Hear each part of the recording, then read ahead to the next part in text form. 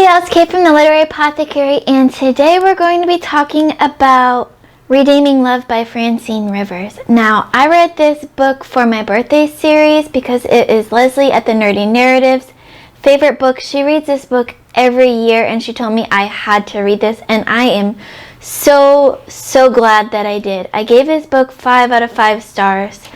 So in this novel we have Angel, who has had the worst childhood you could ever imagine, and now she's trying to live her life, but she doesn't believe that she deserves all the good things that happen to her, and she believes that everything that is bad that is happening is what she is deserved because of her childhood and her upbringing and what she's done. And this book just hit me on so many different levels. It's a Christian fiction book, but there's Christianity themes, but they're not a big part of the book. They are a driving factor of the plot, and they're there for the story, but it's not the main part of the story like a lot of Christian fiction is. There's references to the Bible, there's even, some Bible verses in it, but it's all for the plot of the story. So if you're worried about Christian fiction, don't, because it's not like what you would think. This is one of those books that's a gentle prose but a hard-hitting story, and it is just beautiful.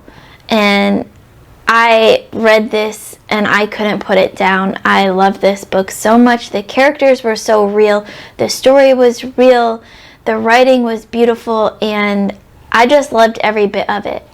I think at first it started off as a 3.5 rating to me, and then as I read further into the book, it kept increasing in ratings. It went from 3.5 to a 4 to a 4.5 and then to a 5, and now it's stayed at a 5-star. And I would read this again, definitely. It's such a fantastic book and a fantastic story.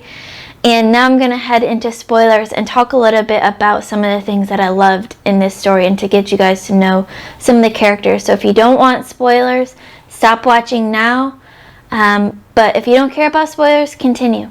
So Angel's childhood is incredibly traumatic.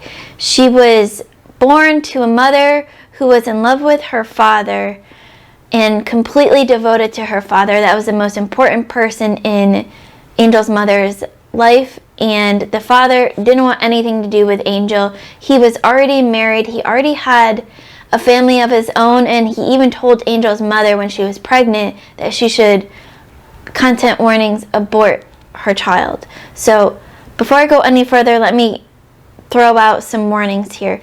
This book deals with abortion very little, child abuse, sexual abuse, physical abuse, alcoholism, depression. There's a lot of content warnings, so just to throw that out there if those are issues for you. So Angel heard her father say that he wished she was aborted while she was hiding outside one day. He only came around the house like once a year, and that was all he ever did for Angel's mother, but she was devoted to him. And then he stopped coming around, and the mom went into deep depression. When she died, Angel was then taken over custody by her uncle, who was a complete drunk and didn't really know how to take care of her. So then he went and sold her to a brothel that the character Duke led. And she was 8 at the time, so she was sold into prostitution at 8 years old. And as you can imagine, living in a brothel at 8 years old, she was abused, and physically and sexually and emotionally, and she had to live with that for her whole life. And as an adult, she became a prostitute in a different brothel, and growing up, she believed that everything that happened to her in these brothels, she deserved because of her life. She was never told differently, and so this is everything that she believed in her life. And then comes Michael. So Michael saw Angel walking down the street one day, and immediately knew that was going to be his future wife. He fell in love at first sight, and he went and met with Angel a couple times in the brothel, and they just talked.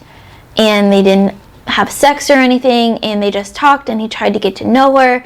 And then he learned of the abuse, the real physical abuse that she was getting in the brothel, and he paid everything that he had and saved Angel and took her away to his farm, and he just loved her with everything that he had, and he kept giving her that love, and she didn't believe she deserved that love, and she kept running away from him, and he kept bringing her back and loving her. And so throughout this book, we see the story of this relationship between Angel and Michael, and the love that he gives her, and her refusal of that love, and her learning to kind of accept the love in her life, and accept that even though all of this horrible stuff has happened to her before, she deserves happiness just like everyone else. And at the end, the last time that she ran away because she knew that the one thing that Michael wanted most in life was a family of his own. And because of what happened to her as a kid, she couldn't have kids anymore physically. And so she ran away thinking, eventually he'll forget about me and he'll fall in love with someone else and have a family of his own. And while she was out in San Francisco, she created this home for women like Angel, prostitutes and fallen women, to teach them how to read and write and take care of themselves, teach them math skills and business skills and how to sew, so they could take care of themselves without having to rely on the brothel anymore. And so she was able to make something of her life away from Michael, and able to help others in her situation.